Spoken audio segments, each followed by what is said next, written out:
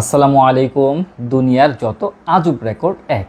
তো আশা করা যাচ্ছে এটার পর এক, তারপরে দুই, তিন, চার এরকম বই বের হবে। হ্যাঁ, এটা লিখছেন তানবীর হাসান বিন আব্দুর রফিক। বইটার পেছনটা দেখি, মোটামুটি একটু মোটা একটা বই আছে। এটা প্রকাশিত হয়েছে পরিশুদ্ধ প্রকাশন থেকে, এবং এখানে লেখকের আরও বইগুলো আছে, আপনি স্ক্রিনশট নিতে পারেন।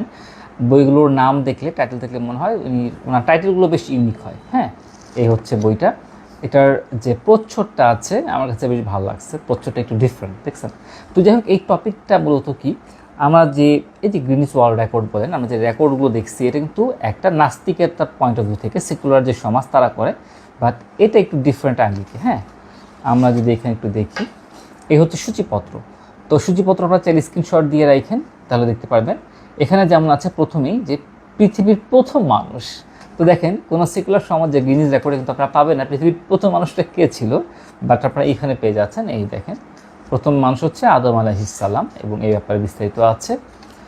এরপর আমরা যদি যাই, পৃথিবীর প্রথম হত্যাকারী এবং হত্যাকৃতকে, মানে পৃথিবীতে প্রথম কোন মানুষটা হত্যা করেছিল এবং কে হত্যা হয়েছিল। এরপর 7 বছরের বিষয়কর সফর, আন্দালুস ব্যতীত পুরো বিশ্বই তিনি ভ্রমণ করেছেন, মানে কোন ব্যক্তি জানতে ইচ্ছা করে। তারপর হচ্ছে কি, এক পাণ্ডুলিপির খোঁজে 70 স্টেশন, 45 বছর বয়স, 45 বছরের সফর এবং 40 বোঝা পাণ্ডুলিপি।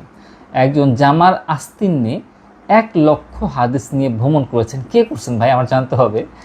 4 আয়াতের তাফসির, 210 পৃষ্ঠা হয়ে গেছে, মাত্র 4টা আয়াত। হ্যাঁ, চিন্তা করেছেন তো, এটা কে লিখছেন এটা?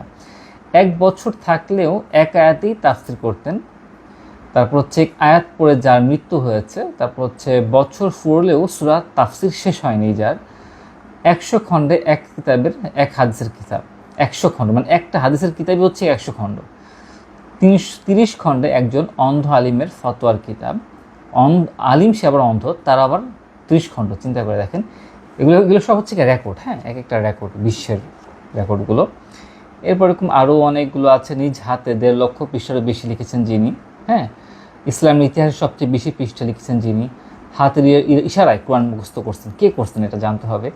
বিস্ময়কর শিশু 60টি গ্রন্থের হাফিজ।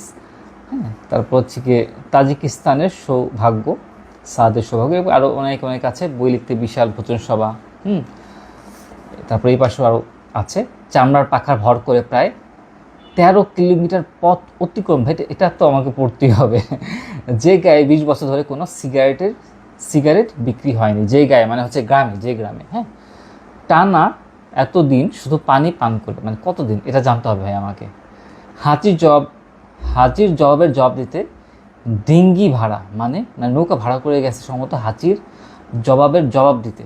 হ্যাঁ, তারপর হচ্ছে লাইব্রেরির বইয়ের স্তূপে জন্মজার। এরকম আরও অনেক অনেক আছে। রোমানদের বিজয় হবে, কিয়ামত কায়েম হবেই।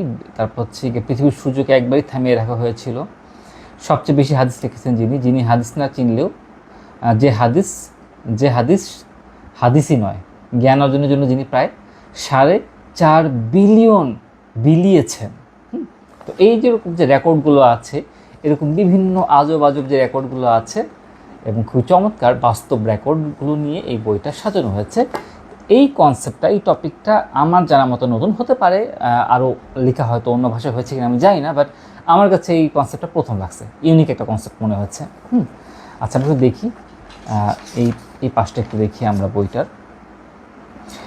তো এই হচ্ছে গিয়ে আমরা, আপনারা যদি ক্রয় করতে চান, ফেসবুক পেজ আছে, সরাসরি এখানে পেয়ে যাবেন। পরিবেশনা করেছে মাতৃভাষা প্রকাশন করেছে। আচ্ছা, ইভেন অনলাইনে পরিবেশ করছে মুসলিম বুক হাউস। এবং আপনার যদি এটা হাদিয়া হচ্ছে 377 টাকা মাত্র। হ্যাঁ, ডেফিনেটলি এটা তো কিতাবে লেখা আছে, আপনার ডেফিনেটলি একটা ডিসকাউন্ট পেয়ে যাবেন। এটা হচ্ছে ফেব্রুয়ারি 2024 সালে প্রকাশিত হয়েছে। তো যাই হোক, এবং একটা জিনিস ভালো লাগছে, দেখেন খুব বেশি অপ্রয়োজনীয় কথাবার্তা নেই। সূচনার পরে আমি এখানে সূচিপত্র, এবং তারপরে আমার মূল বইটা শুরু হয়ে গেছে। তো যাই হোক, এই হচ্ছে আমাদের দুনিয়ার যত আজব রেকর্ড বইটা আমাকে হাদিয়া দিয়েছেন এই ভাই। হাদিয়া দেওয়ার জন্য অসংখ্য ধন্যবাদ, শুকরিয়া। আপনারা কারা কারা বইটা পড়েছেন কমেন্টে আপনাদের অভিজ্ঞতা জানাবেন। সবাইকে অসংখ্য ধন্যবাদ। আসসালামু আলাইকুম ওয়া রাহমাতুল্লাহি ওয়া বারাকাতুহু।